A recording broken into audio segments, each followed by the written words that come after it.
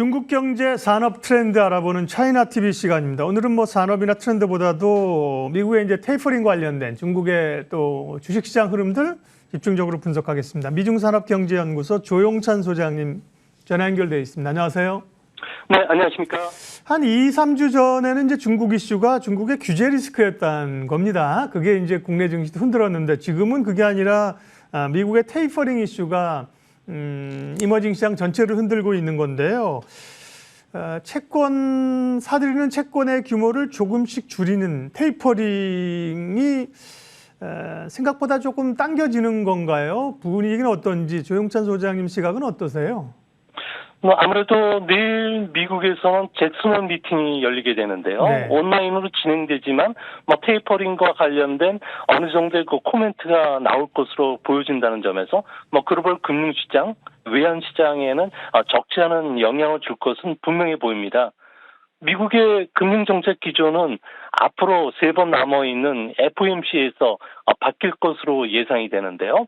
당장 9월 3일 발표될 8월 미국의 고용지표가 높은 수준이라면은 9월 FOMC에서 테이퍼링이 결정될 가능성이 현재로서는 상당히 높습니다. 하지만 경제 지표가 아무래도 백신 접종 속도가 좀 둔화되고 또 변이 바이러스 감염 확대로 영향을 받을 가능성이 크기 때문에 테이퍼링 결정은 빨라야 11월 FOMC에서 결정될 가능성이 현재로서는 더 높지 않나 보여지는데요. 어쨌든 테이퍼링이 연내에 결정되고 시작되는 만큼 주시장의 변동성도 커질 수밖에 없지 않나. 다행인 점은 조기 양적 완화가 시작되는 만큼 자산 매입 축소 속도도 완만해진다는 점에서 금융시장이 우려했을 정도의 패닉은 일어나진 않을 것은 분명해 보입니다. 예. 그런데 어쨌든 미국이 이제 유동성을 좀 줄이기 시작하게 되면 또 미국이 아닌 신흥국 시장이 좀 어렵다는 얘기고 외국인 자금이 지금 유출되고 있지 않습니까? 그 외국인 자금이 우리나라만 그런 건 아니죠. 그다음에 이렇게 될 경우에 신흥국 증시에 미치는 영향은 어떻게 봐야 될까요? 네, 아무래도 코로나 상황에서 경기 회복 속도가 신흥국이 좀 빨라지고 있고요. 선진국이 좀 빨라지고 있고 신흥국과의 차가 조금씩 나고 있습니다. 이를 잘 보여주는 게 7월 IMF의 세계 경제 전망 보고서가 발표가 된 것을 볼 수가 있는데요. 여기에서 선진국 성장률 같은 경우에는 4월 전망 시점보다 0.5%포인트 상향 조정된 5.6으로 올해 전망치가 나왔고요. 반면에 신흥국은 0.4% 떨어진 6.3%로 나왔다는 겁니다. 외국인 투자가들이 중시하는 모멘텀에서 보면은 선진국이 오히려 강화되고 있는데요. 이런 문제는 내년도에도 더 뚜렷해진다는 겁니다. 선진국 같은 경우에는 4월보다 0.8%포인트 상향 조정된 4.4%로 내년 성장이 예상이 되고요. 반면에 신흥국은 0.2% 정도 낮아진 5.2에 불과하다는 겁니다. 그런 측면에서 보면은 선진국의 경기 회복 속도가 최근 들어와서 4배 이상 지금 상향 조정이 되고 있기 때문에 미국의 양적 완화 축소 타이밍이 논의되는 시점에서 선진국 쪽에서 자금이 이탈될 수밖에 없는 그런 모습입니다. 그러면 테이퍼링 우려로 인해서 신흥국 시장에서 최근에 실제로 외국인들 자본 유출 매도가 얼마나 있었던 건지 자료 좀 보여줄 수 있나요? 네, 그렇습니다. 네. 신흥국 중에서도 경기 회복 속도가 빠르고요. 네. 경제 펀더멘털이 튼튼한 나라. 그러니까 소위 말해서 수출 의존도가 낮고 내수 지향적인 국가들 같은 경우에는 아무래도 위험 자산에 대한 리스크 허용도가 높기 때문에 이들 쪽에는 자금이 꾸준히 유입되고 있는데요. 네. 바로 인도와 같은 나라입니다. 인도 같은 경우에는 미국에 대한 수출 의존도가 16%로 조금 높지만 GDP 대비 수출 의존도는 11%로 중국보다 낮은 전형적인 내수주도형 경제 구조를 갖고 있는데요. 이 때문에 인도 증시 같은 경우에는 올해 들어서 70억 달러 정도 외국인 순매수가 일어나면서 연일 주가는 사상 최고치를 기록하고 있습니다.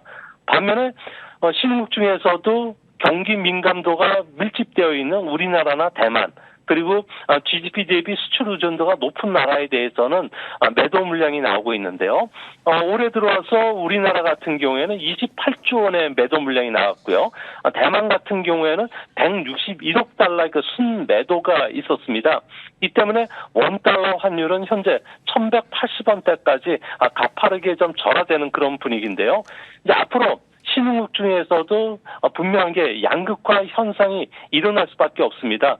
내수형 경제 그 구조를 갖고 있는 브라질이나 인도, 필리핀, 남아공 같은 경우에는 주식 매도 위험이 낮지만 반대로 경상 수지가 적자이고 코로나 신규 감염자가 많고 수출 의존도가 높은 터키나 베트남, 말레이시아 같은 경우에는 계속 자본 유출뿐만 아니라 환율 변동 위험도 높아지기 때문에 이머지 시장에 투자하시고 계시는 시청자 여러분들께서는 꼭 주의하셔야 되지 않을까 보여집니다. 네.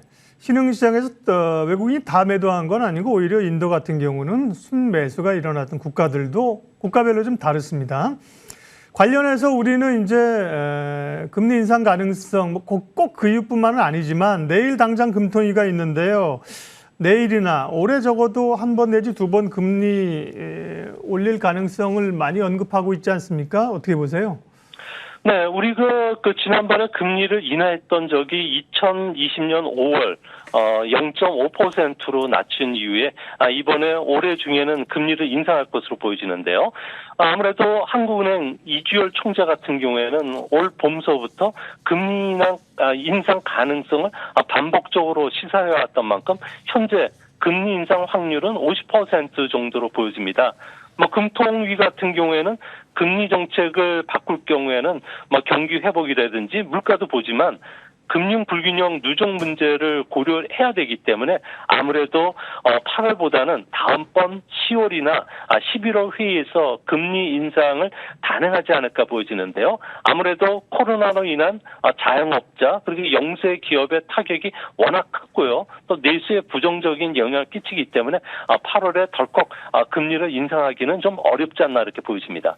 네, 원래 분위기는 8월에 올릴 분위기였는데 지금 코로나가 다시 확산되고 있고 주변 여건은 안 좋죠. 그래서 당장 내일입니다. 8월이라고. 내일 8월보다는 10월이나 11월 올릴 가능성을 조금 더 높게 보셨습니다. 이건 내일 나오는 거기 때문에 오늘 기다 아니다 얘기하기는 참 어렵고요. 시각을 좀 들었고 중국으로 가겠습니다. 왜냐하면 이제 저희가 이 시간은 이제 차이나 TV니까 중국 얘기가 또 주가 돼야 돼서요.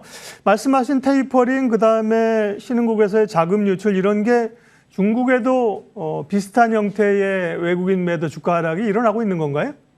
네, 그렇습니다. 중국 같은 경우에는 최근 한 달 사이에 외국인들의 매수세가 좀 눈에 띄게 조금 늘어나는 모습을 보여주고 있는데요. 아무래도 중국의 GDP 성장률은 올해 8.5% 전후로 보이지만 내년에는 5%로 떨어지기 때문에 그렇습니다. 아무래도 수출 증가세가 최근 들어와서 확연하게 좀 꺾이는 분위기인데요. 중국 같은 경우에는 대미 수출 의존도가 무려 18% 정도 됩니다. GDP에서 수출이 차지하는 비중이 19% 정도가 되고 있는데요. 이 때문에 개인 소비를 중심으로 해서 잠재 성장률이죠. 5% 초반은 충분히 달성할 수 있을 거로 보여집니다. 중국 같은 경우에는 아무래도 수출 의존도가 높긴 하지만 자본 유출 리스크가 상대적으로 낮은 국가에 속하는데요. 아무래도 중국 중심화는 올해 다른 나라에 비해서 덜 올랐고 오히려 지금 최근에 매도할 수 있는 자금들은 거의 다 빠져나간 상태입니다. 이 때문에 빠져나간 그 주식을 매도한 자금들 같은 경우에는 중국의 국제 수익률이 10년물 기준으로 3% 전후가 되기 때문에 다 해외로 나가는 것이 아니라 중국 내 채권 쪽으로 지금 이동하고 있고요. 중국 같은 경우에는 채권 발행 금액이 18조 달러 정도가 되기 때문에 유동성이 워낙 풍부하다고 합니다. 이 때문에 세계 연기금들 같은 경우에는 현재 패시브 운용도 계속 늘어나고 있고요. 주요 그 분산 투자처로서의 매력이 높기 때문에 미국 금리를 인상을 하더라도 중국 증시가 급격한 변동성이 휘말릴 가능성은 현재로서는 상당히 낮지 않나 이렇게 보여집니다. 네.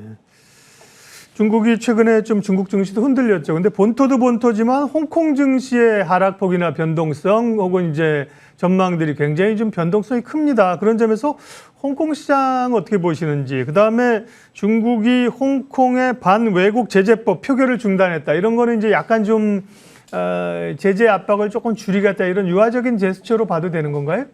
네, 그렇습니다. 서방 국가들의 그 중국 기업 제재에 맞서서 중국도 반외국 제재법을 발동시키겠다고 위협을 했었는데요. 하지만 표결은 하지는 못했던 것으로 나타나고 있습니다. 아무래도 외자들의 그 대중국, 특히 홍콩을 통해서 들어오는 자금들이 2조 달러 이상이 되고 있기 때문에 이들이 일순간에 빠져나갈 위험성이 높다는 겁니다. 홍콩에는 200개 은행이 있는데요. 이 중에 80%는 외국계 은행들이라고 합니다. 중국이 제재에 나선다면은 외자 은행들 같은 경우에는 홍콩을 떠나는 선택지밖에 없게 되는데요. 이렇게 되면은 현재 중국 경제에 자금을 공급했던 홍콩 경제가 흔들리게 되고요. 또 중국 경제에는 치명적인 타격을 줄 수가 있기 때문에 그렇습니다. 중국 정부가 가장 우려하는 것은 중국의 기업 채무 같은 경우에는 이 작년 기준으로 해서 GDP 대비 160% 정도가 됩니다. 세계에서 가장 높은 나라인데요. 이 중에 기업의 절반 이상이 국유 기업이기 때문에 이를 정부 부채와 합산한다면 228%가 넘게 됩니다. 일본의 정부 부채 비율이 GDP 대비해서 238%인 점을 비교해보면 거의 육박하지만 경제 규모로 봤을 경우에 미국의 미국 다음으로 부채 규모가 상당히 높은 나라입니다. 하지만 중국 경제 성장 여력이 여전히 높기 때문에 아직은 리스크 허용 범위에 있는데요. 이 때문에 앞으로 중국 정부 입장에서는 위험 방지라든지 금융 리스크 억제에 좀 더 많은 그 주안점을 둘 수 있다는 점에서 중국에는 국유 기업뿐만 아니라 민간 기업들 같은 경우에도 도산 그 러시들이 계속 그 연말까지는 일어나지 않을까 보여집니다.